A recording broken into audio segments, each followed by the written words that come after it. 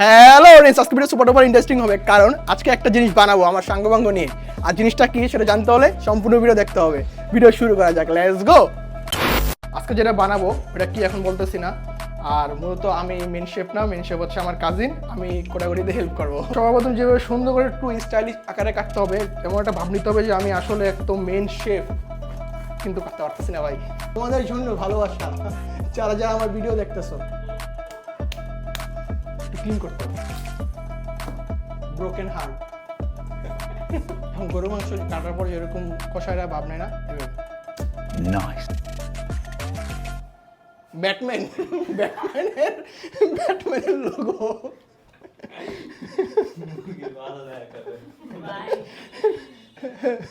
ব্যাটম্যানের logo হয় নাই, বাদুরের মতো হয়েছে কিনা হবে, চিন্তার কোনো কারণ নাই।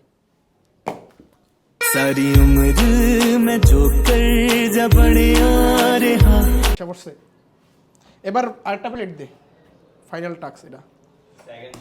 স্যার আপনি একটু বাইরে গিয়ে আবার ঢুকেন, আমরা আপনাকে দাঁড়ায় সম্মান করি। কাছ থেকে দেখাও,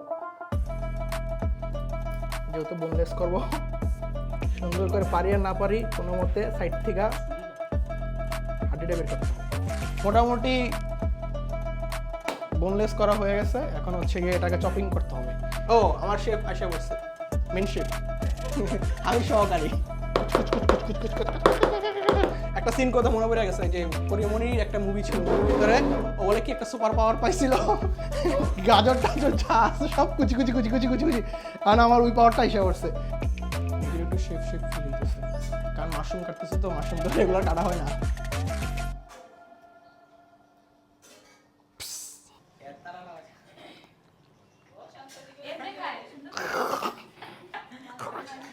নুনতা রাবার বাংলা সাবান, পচা বাংলা। আমার কথা না, এখানে আশপাশে মানুষের কথা। ওরফে চিজের বৃষ্টি হইতেছে। আমার দামি জিনিস পড়ে যেতেছে।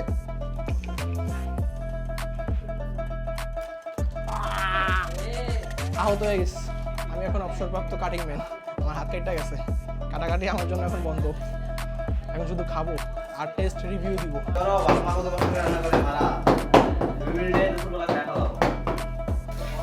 এখন একটু প্রফেশনাল শেফের মতো একটু ভাব মারবো, এভাবে পরে পারি আর না পারি এরকম করে দিব আর কি।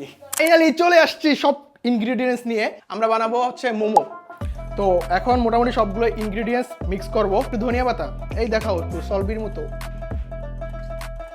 আমি হচ্ছে কুরিয়ান্ডার বিশ, সলবি না। এটা হচ্ছে গিয়ে যখন লবণ চেক দিতে গেছি মুখে দিলাম, মনে হলো যে কোনো কাঁচা ফিলই পাইতেছিলাম না।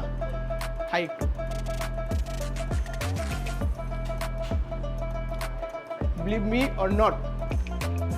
আপনার সয়া সসের গ্রান পাইতেছি, পেঁয়াজ পাইতেছি মুখে, চিজের একটা ভালো ফ্লেভার পাইতেছি, আদা রসুনের একটা ফ্লেভার পাইতেছি, আদা কুচি, যার কারণে কাঁচা যে মাংসটা ওটা কোনো ফ্লেভারই পেতেছি না। জানি না এটা কে কীভাবে নিবে, কিন্তু আমার কাছে জিনিসটা এরকম লাগছে। আচ্ছা, এখন হচ্ছে কি মোমো শেপ দেওয়ার সময় এ হচ্ছে কি, এটা কি বলে এটা রে? আটার খামির।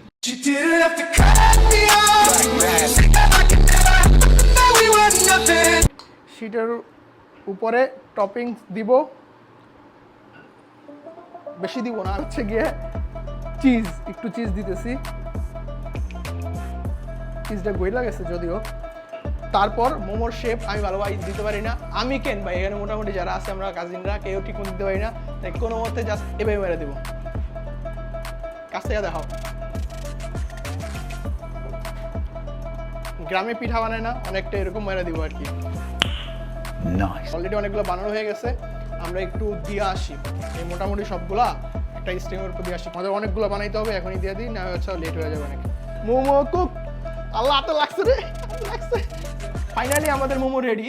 অনেক পরিশ্রম করা লাগছে ভাই, যদি জানতাম এত পরিশ্রম করা লাগে একটা মোমো বানাইতে, একটা বলতে অনেকগুলো মোমো বানাইতে, তাহলে বানাইতাম না। যাই হোক, মোমোর সাথে হচ্ছে কি একটা সস বানানো হয়েছে।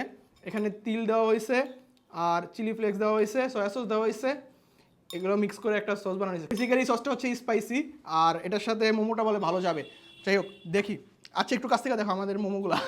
ভাই মোমোর শেপ নিয়ে কথা বললেন না, বহুত কষ্ট করে এইসব শেপ বানাইছে। উপরে একটু তিল দিচ্ছি যাতে একটু সুন্দর লাগে দেখতে। এবার একটু খেয়ে দেখি কেমন লাগে সস দিয়ে। Yummy yummy. মোমো একটু স্পেসিফিক বলি, সেটা হচ্ছে আমরা মোমো বানাতে কোনো এক্সপার্ট না, আমরা শখ করে বানাইছি। বিষয়টা হচ্ছে উপরে যেই আটার ময়দা বা দলা দেওয়া হয়েছে ওটা অনেক মোটা হয়ে গেছে, আর ভিতরে যেই টপিংস দেওয়া হয়েছে ওটাতে সয়া সস একটু কম হয়ে গেছে, বাকি সব ঠিকঠাক আলহামদুলিল্লাহ যতটুকু বানাইছি। আর এটা ফুল ফান পারপাস, এছাড়া আর কিছুই না। এতটুকু পর্যন্তই। সবাই সুস্থ থাকবেন, ভালো থাকবেন, আল্লাহ হাফেজ।